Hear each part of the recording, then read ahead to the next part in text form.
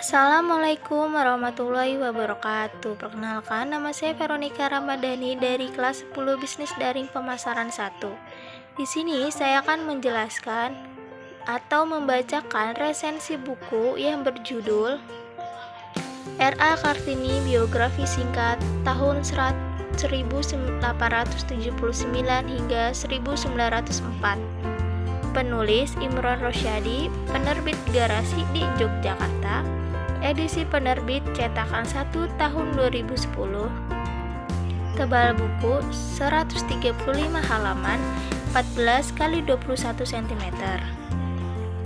Pendahuluan. Buku karya Imron Rosyadi ini menceritakan tentang riwayat hidup R.A. Kartini hingga dilahirkan, perjalanan hidup, hingga meninggal yang bersumber dari berbagai buku, surat kabar, majalah, website, dan juga surat Kartini. Di daerah Mayong, Jepara 21 April 1879, 28 Robiul Akhir tahun Jawa 1808, seorang bayi perempuan telah lahir. Namanya Kartini. Ia lahir dari keluarga yang ningrat Jawa. Ayahnya adalah Bupati Jepara, Raden Mas Aryo Sasroningrat, sedangkan ibunya bernama M.A. Ngah Sirah. Kartini adalah orang yang beruntung. Ayahnya adalah putra dari Bupati Demak, Pangeran Arojandro Negoro yang dikenal sangat progresif pada zamannya. Sifat progresif itu diwarisi R.M.A.A. Sosroningrat, ayahanda Kartini. Dia menyekolahkan semua anaknya, lelaki dan perempuan ke Europes Lager School atau ILS. Setamat ILS, Kartini ingin meneruskan ke Semarang di HBS, namun sang ayah tidak memberikan izin dan ia tidak kuasa melawan ayahnya.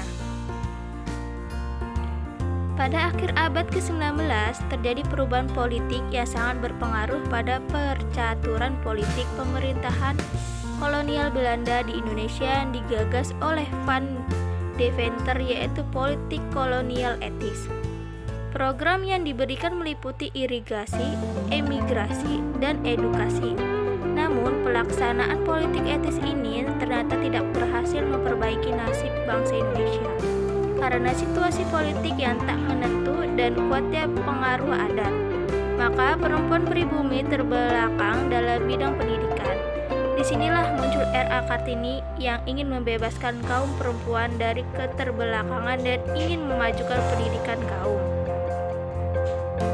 Pada Juni 1903, Kartini berhasil mendirikan sekolah untuk perempuan di Jepara. Baru sebulan menjalani kesibukan menjadi guru, ia harus berhadapan dengan situasi yang memaksanya, merumuskan ulang segala pendidikan yang jauh sebelumnya telah ia pancangkan. Saat Kartini menunggu keputusan beasiswa dari Batavia, tiba-tiba Bupati Sosroningrat menerima utusan Bupati Jojo Adiningrat dari Rembang yang membawa surat lamaran untuk Kartini.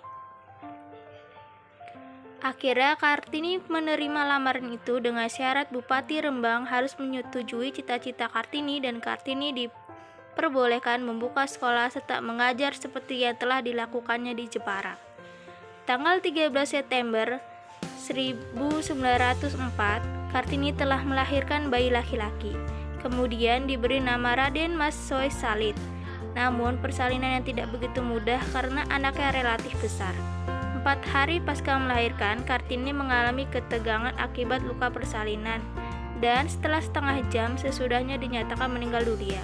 Seperti apa yang ia ramalkan sendiri, melepas cita-cita memang. Keunggulan dan kelemahan. Buku karya Imron Rosyadi ini merupakan buku dengan konten isi cukup lengkap. Percantuman daftar pustaka ditulis secara rapi dan terstruktur. Didukung berbagai kutipan langsung yang diberi tanda mengenai tulisan tersebut dikutip. Hal ini sangat memudahkan pembaca saat tertarik memperdalam kutipan tersebut. Buku R.A. Kartini juga menyajikan petuah yang sangat menginspirasi pembaca. Namun, buku tersebut kurang terstruktur dengan baik sehingga pembaca terkadang bingung memahami sisipan cerita tersebut. Terlepas dari kekurangan ini, secara keseluruhan buku ini sangat bermanfaat dan menarik untuk dibaca. Kesimpulannya, Kartini telah mencetuskan perubahan besar bagi kebangkitan perempuan Indonesia. Surat-surat yang ia tulis.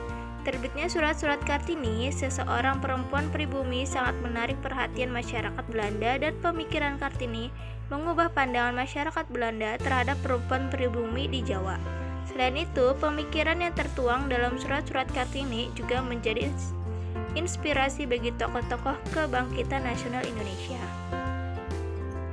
Dengan refleksi, semangat, dan pemikiran Kartini ini, kita juga bisa meneruskan perjuangannya untuk mengangkat harkat dan martabat kaum perempuan.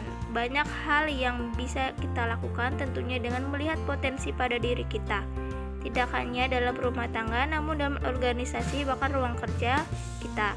Kita sebagai kaum perempuan janganlah berkecil hati akan keterbatasan, namun kita harus lebih bisa mengedepankan potensi yang kita miliki sehingga dapat menatap masa depan yang cerah di depan kita.